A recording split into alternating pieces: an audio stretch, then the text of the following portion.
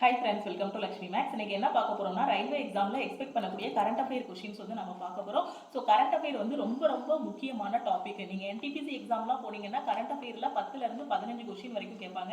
So நீங்க current affair படிக்கும் போதே ஸ்டாட்டிக் ஜிகேயும் சேர்த்து படிச்சிட்டீங்க அப்படின்னா டோட்டலா 40 மார்க் கேட்கறாங்கன்னா அந்த 40ல 20 கொஸ்டினுக்கு உங்களால ஆன்சர் பண்ண முடியும். கரண்ட் அஃபேர், ஸ்டாட்டிக் ஜிகே எல்லாத்தையும் நல்லா படிச்சாலே பாதிக்கு பாதி உங்களால ஆன்சர் பண்ண முடியும். அது போக இம்பார்ட்டன்ட் ஹிஸ்டரி, பாலிட்டி, ஜியோகிராஃபி எல்லாமே படிக்கும்போது ஓவராலா உங்களால ஜெனரல் அவேர்னஸ்ல ஒரு நல்ல ஸ்கோர் வந்து வாங்க முடியும். ஓகேவா?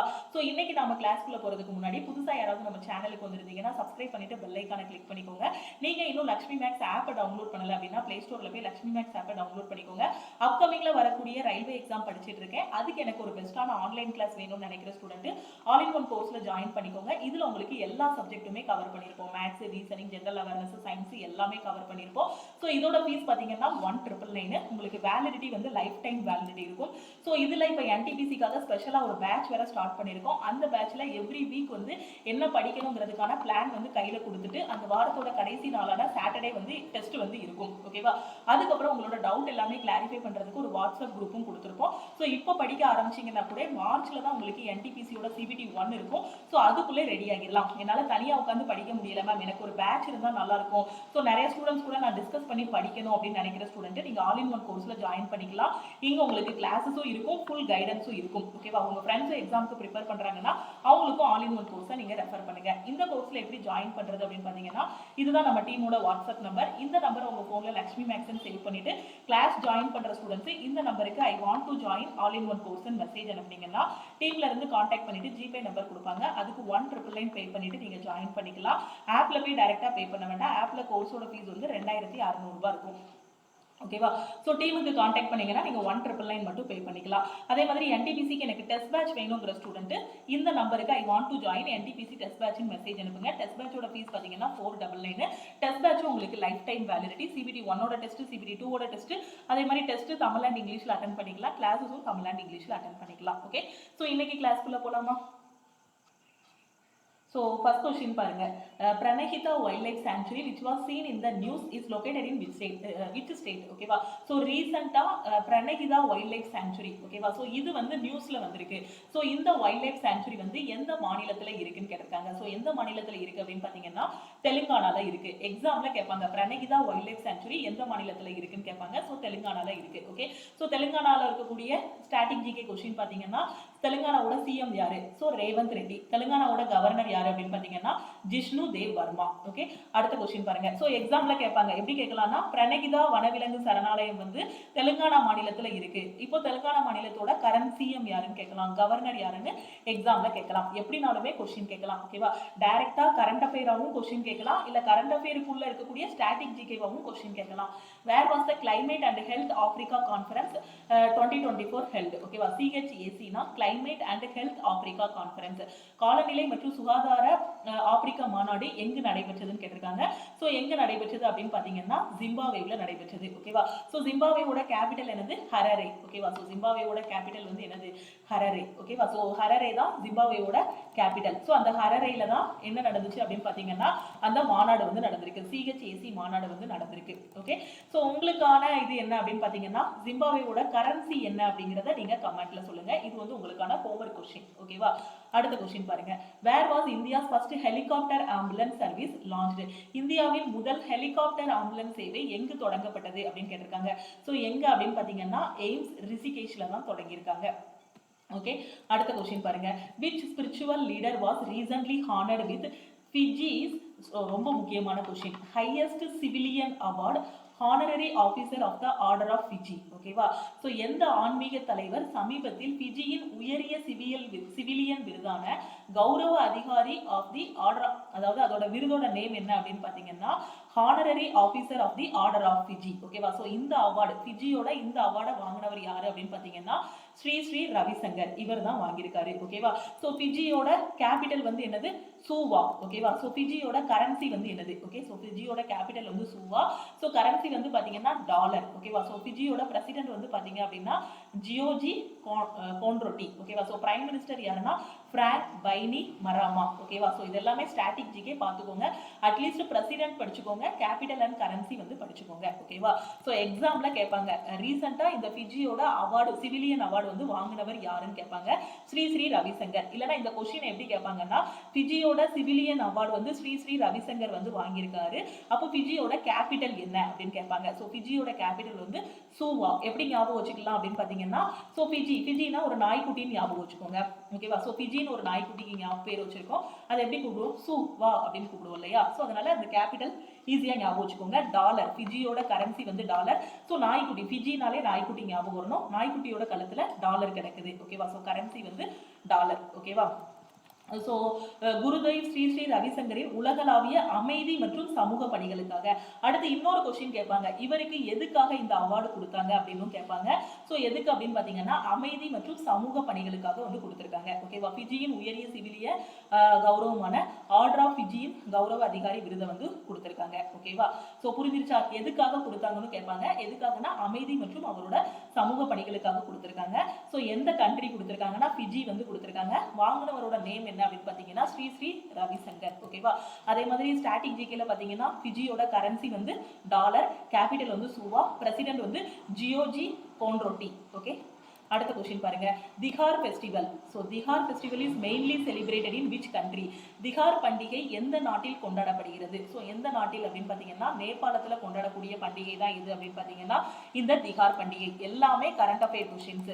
ஸோ நேபாள் பற்றின ஸ்டாட்டிக் ஜிகே, ஓகேவா.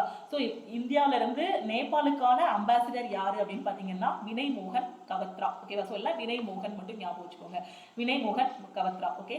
So ambassador of India to Nepal வந்து வினய் மோகன். நேபாளோட கேபிட்டல் வந்து காத்மண்டு, கரன்சி வந்து ருபி, ஓகேவா. ஸோ நமக்கு இந்தியாவுக்கு எப்படி ருபியோ அதே மாதிரி நேபாளுக்கும் ருபி. நேபாளோட கேபிட்டல் வந்து காத்மண்டு, ஓகே. ஸோ புரிஞ்சிருச்சா. அப்போ திகார் ஃபெஸ்டிவல் எங்க செலிப்ரேட் பண்றாங்கன்னு எக்ஸாம்ல கேட்பாங்க, முக்கியமான கொஸ்டின். எங்கன்னா நேபாளில் செலிப்ரேட் பண்றாங்க. நேபாளோட கேபிட்டல் காத்மண்டு, கரன்சி வந்து ருபி. இந்தியாவில இருந்து நேபாளுக்கான ஒவ்வொரு கண்ட்ரிக்கும் ஒரு அம்பாசிடர் இருப்பாங்க.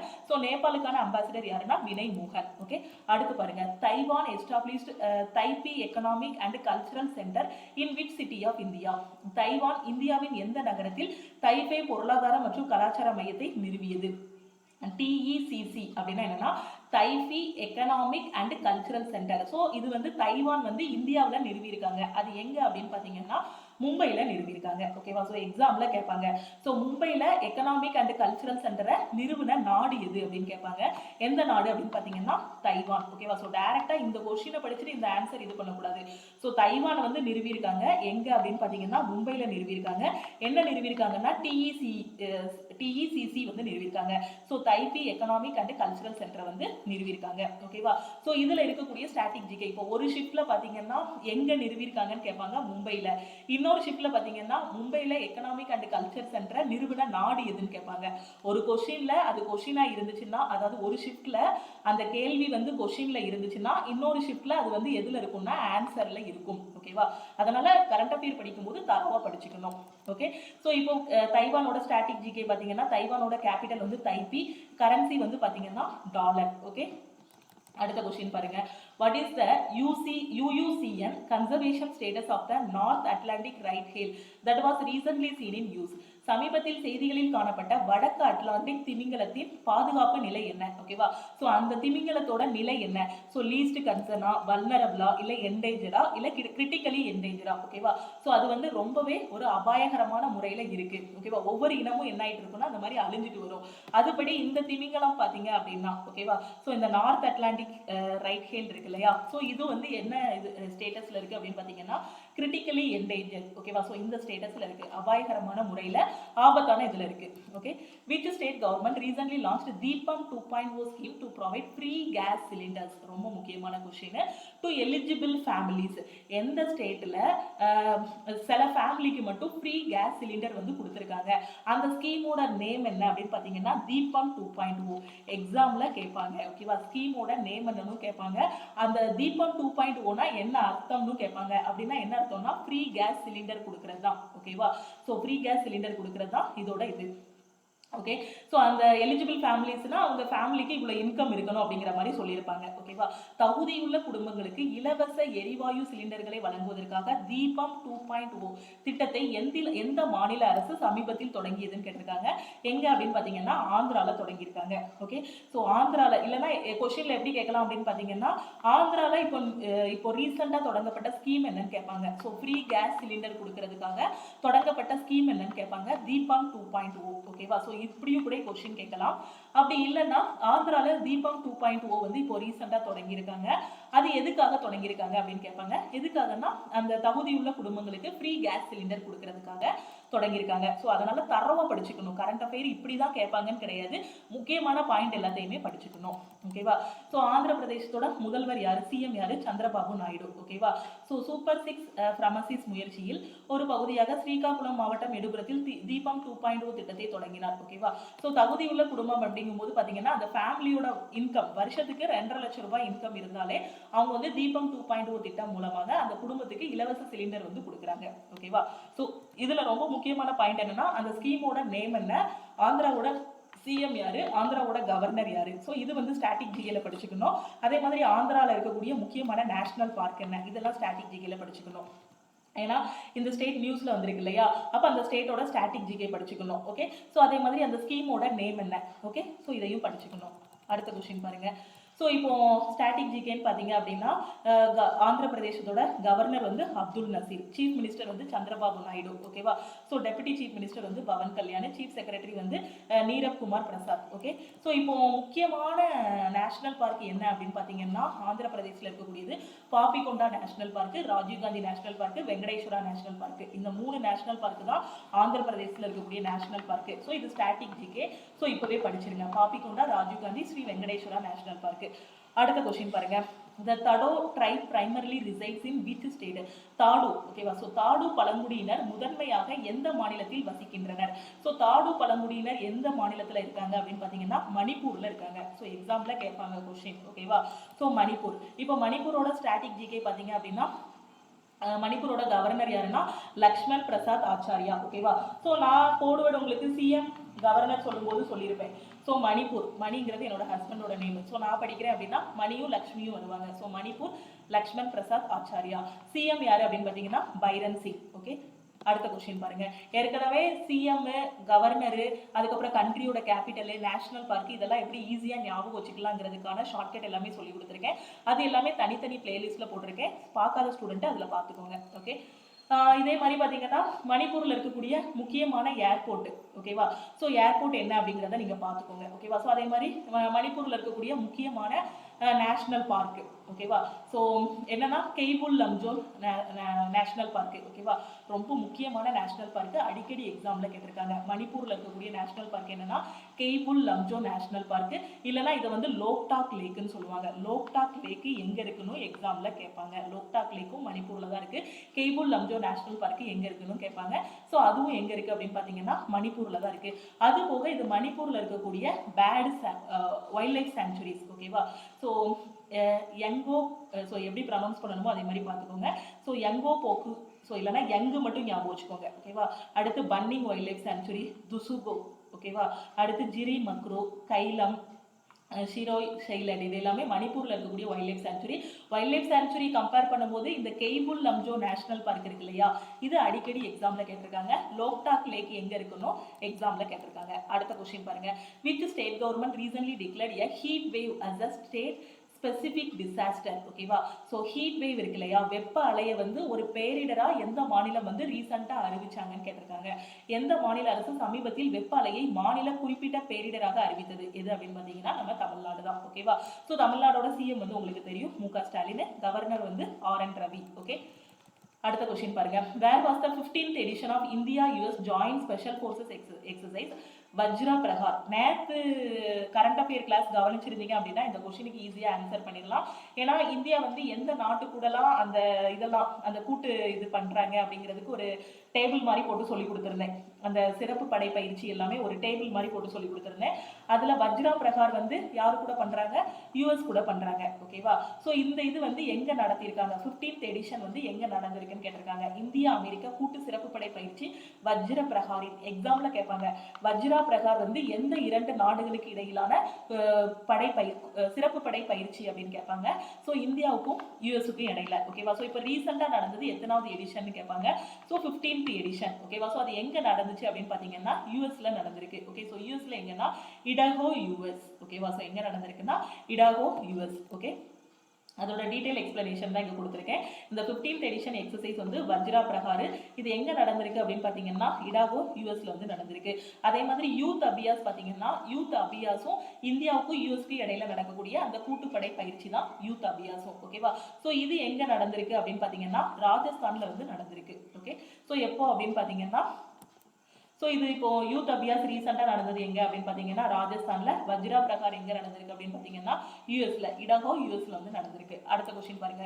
What is the rank of India in the AI preparedness index, AIPI? Okay, ஏஐபிஐயோட எக்ஸ்பான்ஷன் என்னன்னு எக்ஸாம்ல கேட்பாங்க. ஏஐ ப்ரிப்பேர்ட்னஸ் இண்டெக்ஸ்ல இந்தியாவோட தரவரிசை என்னன்னு கேட்டிருக்காங்க. இந்தியாவோட ரேங்க் என்னன்னு கேட்டிருக்காங்க. ஸோ இந்தியாவோட ரேங்க் என்ன அப்படின்னு பார்த்தீங்கன்னா 72வது இடத்துல இருக்கு. ஓகே, அடுத்து பாருங்க. The Yanadi tribe primarily resides in which state? Yanadi பழங்குடியினர் முதன்மையாக எந்த மாநிலத்தில் வாழ்கின்றனர்? ஒவ்வொரு ட்ரைபும் எந்தெந்த மாநிலத்தில் இருக்காங்கன்னு கேட்பாங்க. ஸோ இந்த யானடி பழங்குடியினர் எங்க இருக்காங்க அப்படின்னு பார்த்தீங்கன்னா ஆந்திர பிரதேஷ்ல இருக்காங்க. ஓகேவா? அடுத்த கொஸ்டின் பாருங்க. Which organisation? ஸோ ஆந்திர பிரதேஷோட சிஎம் யாரு, கவர்னர் யாருங்கிறத நான் ஏற்கனவே எக்ஸ்பிளைன் பண்ணிட்டேன்.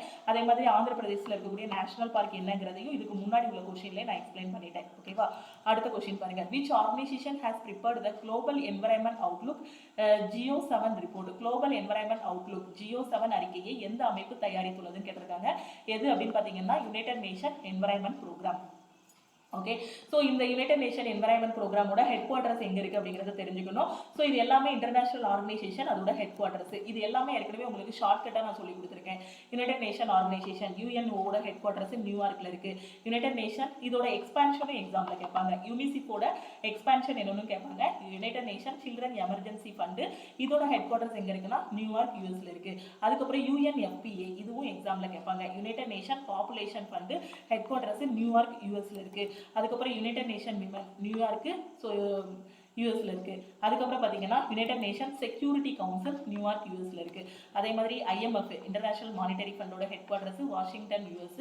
வேர்ல்டு பேங்க் குரூப் ஓகேவா, ஸோ வாஷிங்டன், வேர்ல்டு பேங்கோட இதுவும் வாஷிங்டன்ல தான் இருக்கு. World health organisation so Geneva Switzerland. International labour organisation ILO Geneva Switzerland. International committee of the red cross பார்த்தீங்கன்னா ஜெனீவா சுவிட்சர்லாந்து. இது எல்லாத்துக்கும் ஷார்ட்கட் வச்சு ஏற்கனவே நான் சொல்லி கொடுத்துருக்கேன். இந்த ஓல முடிஞ்சிச்சு அப்படின்னாலே அது வந்து பார்த்தீங்கன்னா எது வரும் அப்படின்னு பார்த்தீங்கன்னா ஜெனீவா சுவிட்சர்லாந்து வரும். அதே மாதிரி இந்த IMO ஒன்று உண்டு, இன்டர்நேஷனல் மெரிடைம் ஆர்கனைசேஷன்.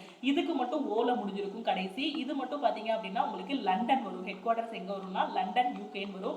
ஸோ இதுக்கு கோட்வேர்டு சொல்லி கொடுத்துருப்பேன். மெரிடைம் மேரேஜ் பண்ணா லண்டன் மாப்பிள்ளையை மேரேஜ் பண்ணணும் அப்படின்னு ஷார்ட்கட் சொல்லி கொடுத்துருப்பேன். மீதி எல்லாமே ஓல முடிகிறது எல்லாமே பார்த்தீங்கன்னா ஜெனீவா சுவிட்சர்லாந்து வரும்.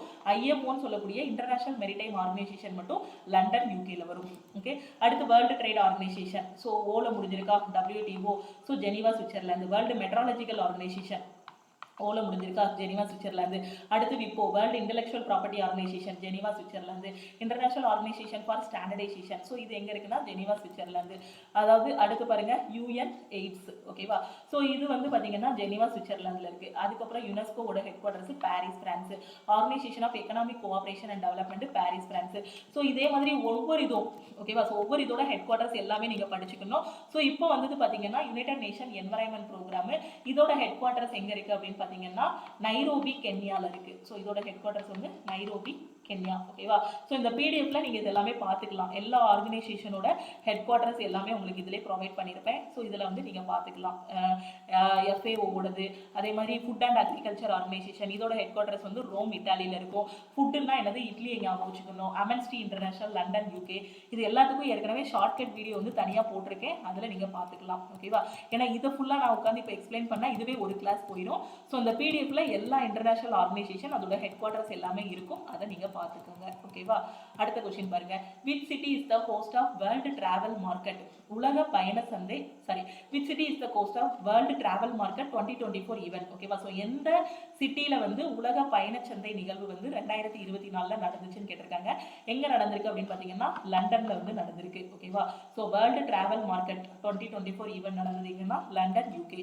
அடுத்த கொஸ்டின் பாருங்க. Which institute recently discovered the IL-35 protein as a potential treatment for type 1 diabetes and autoimmune diabetes.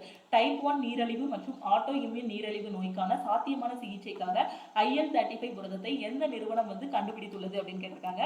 So எந்த நிறுவனம் அப்படின்னு பார்த்தீங்கன்னா institute of advanced study in science and technology, Guwahati. ஓகேவா? ஸோ இந்த நிறுவனம் தான் என்ன பண்ணியிருக்காங்கன்னா ஸோ இந்த டைபெட்ஸுக்கான இதை வந்து கண்டுபிடிச்சிருக்காங்க. ஓகேவா? ஸோ அடுத்த கொஸ்டின் பாருங்க. What is the name of the indigenously design and manufactured machine pistol recently inducted by the northern command of the Indian army? சமீபத்தில் இந்திய ராணுவத்தின் வடக்கு கட்டளை துறையால் உள்நாட்டிலேயே வடிவமைக்கப்பட்டு தயாரிக்கப்பட்ட இயந்திர துப்பாக்கியின் பெயர் என்னன்னு கேட்டிருக்காங்க. ஸோ என்ன பேருன்னா ஆஸ்மி. ஓகேவா? So which ministry inaugurated the tulip initiative at the Shilp Samagam Mela 2024? Shilp Samagam mela 2024 tulip முயற்சியை எந்த அமைச்சகம் உருவாக்கியதுன்னு கேட்டிருக்காங்க. ஸோ எது அப்படின்னு பார்த்தீங்கன்னா ministry of social justice and empowerment. ஓகேவா? ஸோ இந்த ministry of social justice and எம்பவர்மெண்ட்டோட மினிஸ்டர் யாருங்கிறதையும் நீங்கள் வந்து படிச்சுக்கணும், அந்த மினிஸ்டரோட நேமையும். ஏன்னா எக்ஸாம்ல கேட்பாங்க. ஓகேவா? ஸோ இந்த துலிப் ஷில்ப் சமகம் மேலா 2024 துலிப் முயற்சி வந்து ministry of social justice and empowerment வந்து துவக்கி வச்சிருக்காங்க.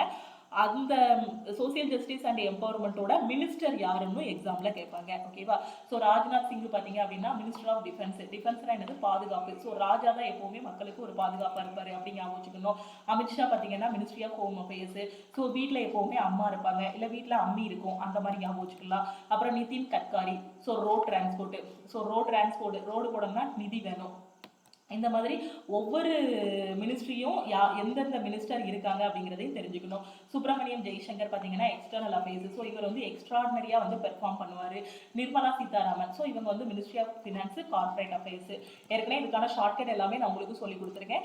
ஒவ்வொரு மினிஸ்டர் அவங்களோட இது எல்லாமே நீங்கள் பார்த்துக்கணும். ஓகேவா? ஸோ கரெக்டாக எல்லாத்தையும் பார்த்துக்கோங்க. அதே மாதிரி இப்போ பார்த்தீங்கன்னா minister of social justice and எம்பவர்மெண்ட்டுக்கு பார்த்தீங்கன்னா வீரேந்திர குமார். ஓகேவா? ஸோ இவர் தான் இதுக்கான மினிஸ்டர். ஸோ இந்த டேபிளையும் நீங்கள் கரெக்டாக படிச்சுக்கணும். ஏன்னா கரண்ட் அஃபேர் படிக்கும் போதே ஸ்டாட்டிக் ஜிகேயும் சேர்த்து நீங்க படிச்சிட்டீங்க அப்படின்னா எக்ஸாம்ல ஈஸியா ஸ்கோர் வாங்கிடலாம். ஓகே, அடுத்த கொஸ்டின் பாருங்க. Where was the second edition of the annual Indian military heritage festival integrated? வருடாந்திர இந்திய ராணுவ பாரம்பரிய விழாவின் 2வது பதிப்பு எங்கு தொடங்கப்பட்டது அப்படின்னு கேட்டிருக்காங்க. ஸோ எங்க அப்படின்னு பார்த்தீங்கன்னா டெல்லியில தொடங்கியிருக்காங்க. So Ranthambore tiger reserve which was seen in the news lies at the junction of which two mountain ranges? ஓகேவா? இப்போ டைரக்டா ரந்தம்பூர் டைகர் ரிசர்வ் வந்து எங்க இருக்கு அப்படின்னு கேட்டா ஸ்டாட்டிக் ஜிகே படிச்சிருப்பீங்க, ராஜஸ்தான் அப்படின்னு சொல்லிடலாம். அப்படிதானே? ஸோ ரந்தம்பூர் டைகர் ரிசர்வ் வந்து ராஜஸ்தான்ல இருக்கு. இப்போ உங்களுக்கு என்ன கேட்டிருக்காங்க அப்படின்னு பார்த்தீங்கன்னா எந்த ரெண்டு மவுண்டைன் ரேஞ்சஸ்க்கு இடையில இருக்குன்னு கேட்டிருக்காங்க. செய்திகளில் காணப்பட்ட ரந்தம்பூர் புலிகள் சரணாலயம் எந்த 2 மலைத்தொடர்களின் சந்திப்பில் உள்ளது? எந்த மலைத்தொடர்கள் சந்திக்கிற இடத்துல இந்த ரந்தம்பூர் டைகர் ரிசர்வ் வந்து இருக்கு அப்படின்னு கேட்டிருக்காங்க. ஸோ எது அப்படின்னு பார்த்தீங்கன்னா ஆரவல்லி அண்ட் விந்திய மலைத்தொடர் சந்திக்க இடத்துல தான் எது இருக்கு அப்படின்னு பார்த்தீங்கன்னா இந்த ரந்தம்பூர் டைகர் ரிசர்வ் வந்து இருக்கு. இந்த ரந்தம்பூர் டைகர் ரிசர்வ் எந்த ஸ்டேட்ல இருக்கு அப்படின்னு பார்த்தீங்கன்னா ராஜஸ்தான்ல இருக்கு. ஸோ இப்போ டைரக்டா எந்த ஸ்டேட்ல இருக்குன்னு கேட்டாங்கன்னா அது டைரக்ட் கொஸ்டின். அதே இந்த மாதிரி எந்த மலைகளோட சந்திப்புக்கு இடையில இருக்கு அப்படின்னு கேட்டாங்கன்னா அதுதான் இன்டெப்தா கேட்கறது கரண்ட் அஃபேர். ஓகேவா? So Aravalli and Vidya's. ஓகேவா? அப்படி இல்லைன்னா இப்போ ரந்தம்பூர் டைகர் ரிசர்வ் வந்து ரீசெண்டா நியூஸ்ல வந்துச்சு. இந்த ரந்தம்பூர் டைகர் ரிசர்வ் வந்து ராஜஸ்தான்ல இருக்கு. ஸோ ராஜஸ்தானோட சிஎம் யாரு, கவர்னர் யாருன்னு கேட்கலாம். ஓகேவா? ஸோ ராஜஸ்தானோட சிஎம் கவர்னர் பார்த்துருவோம். ஸோ சிஎம் கவர்னர் யார் அப்படின்னு பார்த்தீங்கன்னா கவர்னர் வந்து ஹரிபாபு கிருஷ்ணராவ். ஓகேவா? ஸோ ஹரிபாபு கிருஷ்ணராவ். சிஎம் வந்து பார்த்தீங்கன்னா பஜன்லால் சர்மா. ஓகேவா? ஸோ பஜன்லால் சர்மா. ஸோ ராஜா வீட்டில் வந்து பஜன்லால் சேட்டு கடையில் தான் ஸ்வீட் வாங்குவாங்க. இப்படி தானே சிஎம்கான கோடுன்னு சொல்லி கொடுத்தேன். அதே மாதிரி எத்தனை நேஷனல் பார்க் வந்து ராஜஸ்தான்ல இருக்கு அப்படின்னு பாத்தீங்கன்னா 5 நேஷனல் பார்க் வந்து ராஜஸ்தான்ல இருக்கு. என்னென்ன நேஷனல் பார்க்னா ஏற்கனவே நான் ஒன்று சொல்லிட்டேன், ரந்தம்பூர் நேஷனல் பார்க், அது போக Mukundra hills, desert national park, Keoladeo Ghana bird sanctuary park, so Sariska national park, இது எல்லாமே பார்த்தீங்கன்னா ராஜஸ்தானில் இருக்கக்கூடிய நேஷனல் பார்க்கு. ஸோ இது வந்து பேட் சாங்சுரி அப்படி தானே.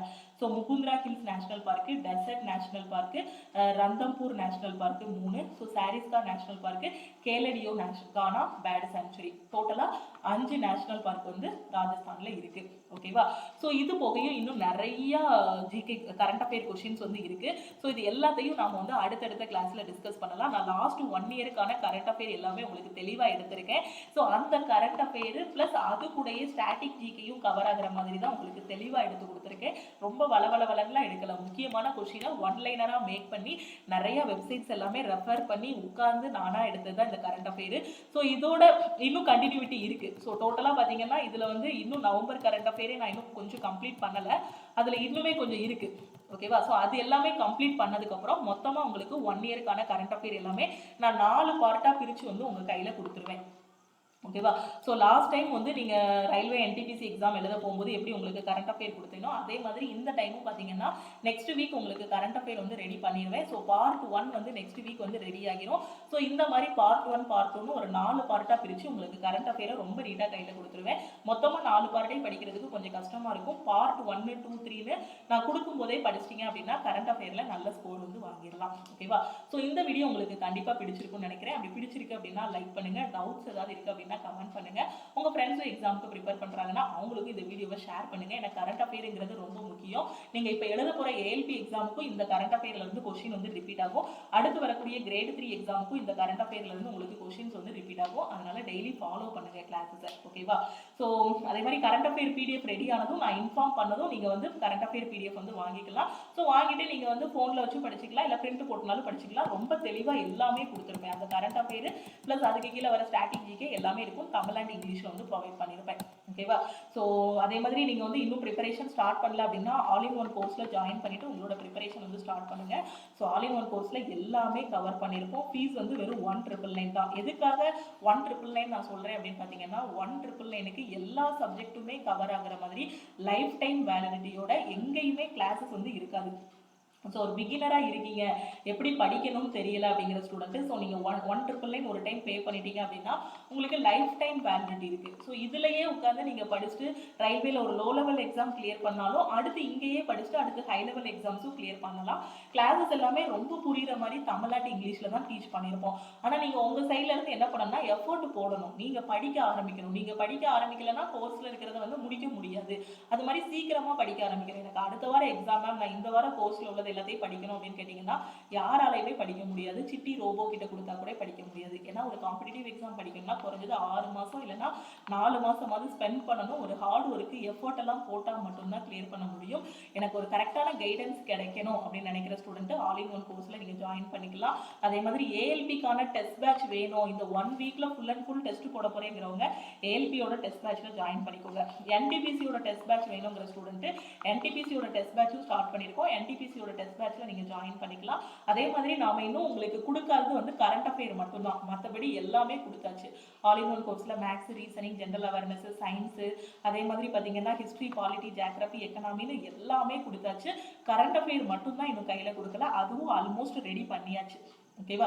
ஸோ அதையும் இனி கையில் கொடுத்துருவோம். ஸோ ஆல் இன் ஒன் கோர்ஸில் ஜாயின் பண்ணிட்டு உங்களோட ப்ரிப்பரேஷன் ஸ்டார்ட் பண்ணுங்க. நீங்கள் ஜாயின் பண்ணதுக்கு அப்புறமே உங்களுக்கு ஒரு ஃபுல் கைடன்ஸ் இருக்கும். உங்களுக்கு வாட்ஸ்அப்பில் பார்த்தீங்கன்னா இந்த வாரம் இதுதான் பிளான்னு வாட்ஸ்அப்லேயே பிளான் எல்லாமே ஷேர் பண்ணிட்டு உங்களோட ஸ்கோர் எல்லாமே உட்காந்து எக்ஸாம் முடிச்சதுக்கப்புறம் எவ்வளோ ஸ்டூடெண்ட்ஸ் எழுதிருக்கீங்கிறதை எல்லாத்தையுமே அனலைஸ் பண்ணி எல்லாமே குரூப்ல போஸ்ட் பண்ணும்போது கரெக்டாக உங்களுக்கு படிக்கிறதுக்கு ஒரு கரெக்டான பிளேஸ் மாதிரி இருக்கும். ஸோ யூட்டிலைஸ் பண்ணிக்கோங்க. முடிஞ்ச அளவுக்கு நிறைய பேர்கிட்ட கொண்டு போய் சேருங்க. ஏன்னா நிறைய ஸ்டூடெண்ட்ஸ் வந்து ரயில்வே எக்ஸாம் வந்து கிளியர் பண்ணணும். ஏன்னா இந்த கரண்ட் அஃபேர் எல்லாமே நான் தேடி இப்போ உங்களுக்கு ஒரு 30 நிமிஷம் வீடியோவில் இந்த கொஸ்டின்ஸ் எல்லாமே நான் எக்ஸ்பிளைன் பண்ணிடுவேன்.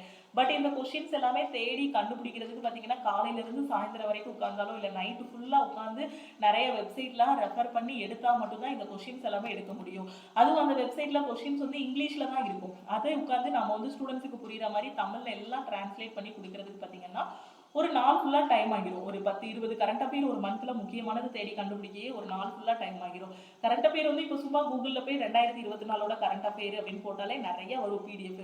பட் அதில் வந்து எல்லாமே வளவளன்னு இருக்கும். அதில் முக்கியமானது எது அப்படின்னு தேடும் போது கொஞ்சம் டைம் எடுக்கும். ஓகேவா. அதனால தான் காலையிலேருந்து ஈவினிங் வரைக்கும் இதை எடுக்கிறதுக்கு எல்லாமே டைம் ஆகுது. அதனால நீங்கள் வந்து கரெக்டாக யூட்டிலைஸ் பண்ணுங்கள். ரொம்ப கஷ்டப்பட்டு எடுத்த கரண்ட் அஃபேர், ஸோ அதுக்காகவாது உட்காந்து நல்லா படிங்க. அதே மாதிரி ஆல் இன் ஒன் கோர்ஸும் பார்த்தீங்க அப்படின்னா அதில் இருக்க சிலபஸ் எல்லாமே ஒரு 2 வருஷமாக உட்காந்து டே அண்ட் நைட் எஃபோர்ட் போட்டு அந்த வீடியோஸ் எல்லாமே மேக் பண்ணி அந்த வீடியோஸ்க்கு கீழேயே பிடிஎஃப்பும் பார்த்தீங்கன்னா தமிழ் மீடியம் தனியாக இங்கிலீஷ் மீடியம் தனியாக ப்ரொவைட் பண்ணியிருப்போம். நீங்கள் கோர்ஸில் இருந்தீங்கனாலே தெரியும், அவ்வளோ வீடியோஸ், அவ்வளோ பிடிஎஃப் மெட்டீரியல்ஸு, அதே மாதிரி ஒவ்வொரு டாபிக் முடிஞ்சதும் டெஸ்ட்டு. அது மட்டும் இல்லாமல் இப்போ 2024 அப்டேட்டட் கண்டென்ட்டோட இப்போ வார டெஸ்ட் வேற ப்ரொவைட் பண்ணிட்டு இருக்கோம். ஓகேவா? ஸோ கரெக்டாக படிங்க. ரயில்வேல ஈஸியாக தமிழ் ஸ்டூடெண்ட்ஸ் நிறைய பேர் உள்ள போயிடலாம். ஸோ அதுதான் லக்ஷ்மி மேக்ஸோட ட்ரீமே. ஸோ நிறைய ஸ்டூடெண்ட் ரயில்வேலேயே உள்ள போகணும், எஸ்எஸ்சிலேயே உள்ள போகணும். ஏன்னா டிஎன்பிஎஸ்சி பொறுத்த வரைக்கும் தமிழ்நாட்டில் ஒரு பெரிய அவேர்னஸ் இருக்கு. பட் ரயில்வேல அப்படிங்கும்போது இப்போதான் கொஞ்சம் கொஞ்சமாக நிறைய பேர் வந்து படிக்க ஆரம்பிச்சிருக்காங்க. நிறைய பேர் ரயில்வே ஸ்டூடெண்ட்டு, அதுவும் லக்ஷ்மி மேக்ஸோட ஸ்டூடெண்ட்ஸ் வந்து உள்ளே இருக்கணும். ஏன்னா நீங்கள் உங்களுக்கே தெரியும், ஆரம்பத்துலேருந்து ரயில்வே எக்ஸாமு வருது, படிங்க படிங்க படிங்கன்னு சொன்னோம். அதில் நிறைய பேருக்கு கேட்டு எல்லாருமே இப்போ ஓரளவுக்கு சிலபஸ் முடிச்சுட்டு டெஸ்ட்லலாம் ஸ்கோர் வந்து 70, 80லாம் வாங்கும்போது ரொம்ப சந்தோஷமாக இருக்குது. அதே மாதிரி இன்னும் ரயில்வே ஸ்டூடெண்ட்ஸ் வந்து ரயில்வேல நிறைய லக்ஷ்மி மேக்ஸோட ஸ்டூடெண்ட்ஸ் வந்து இருக்கணும். ஸோ நல்லா படிங்க. ஓகேவா? ஸோ கிளாஸ் ஜாயின் பண்ணக்கூடிய ஸ்டூடெண்ட்டு மறக்காமல் வாட்ஸ்அப் பண்ணி ஜிபே நம்பர் வாங்கிக்கோங்க. ஓகே. நான் ஹவுஸ் ஒய்ஃபாக இருக்கேன் மேம், நான் ப்ரைவேட் கம்பெனியில் ஒர்க் பண்ணுறேன் மேம், காலேஜ் போயிட்டு இருக்கேன் மேம், எனக்கு டைமே இல்லை அப்படின்லாம் சொல்லாதீங்க. உங்களுக்கு கிடைக்கிற மாதிரி தான் எல்லாருக்குமே 24 மணி நேரம் கிடைக்கும். அந்த 24 மணி நேரத்தில் நம்ம எய்முக்கு, நம்ம லைஃபுக்கு நம்ம ஒரு டைம் வந்து ஒதுக்கணும். நம்ம ஃபியூச்சருக்குன்னு ஒரு டைம் ஒதுக்கி படித்தாதான் நம்ம வந்து போஸ்டிங் வாங்க முடியும். ஓகேவா? ஸோ கிளாஸ் ஜாயின் பண்ணக்கூடிய ஸ்டூடெண்ட்டு மறக்காமல் இந்த நம்பருக்கு வாட்ஸ்அப் பண்ணுங்கள். So I want to join all in one கோர்ஸ்ன்னு மெசேஜ் அனுப்புங்க. டெஸ்ட் பேட்ச் ஜாயின் பண்ணுற student I want to join NTPC test batch இல்லைனா ஏஎல்பி டெஸ்ட் பேட்ச்னு மெசேஜ் அனுப்புங்க. ஓகேவா? நம்ம டெலகிராம் குரூப், டெலகிராம் சேனலில் நீங்கள் இன்னும் ஜாயின் பண்ணல அப்படின்னா டெலகிராம் குரூப் அண்ட் சேனலையும் ஜாயின் பண்ணிக்கோங்க. இன்ஸ்டாகிராம்லையும் லக்ஷ்மி மேக்ஸை ஃபாலோ பண்ணிக்கோங்க. தேங்க்யூ.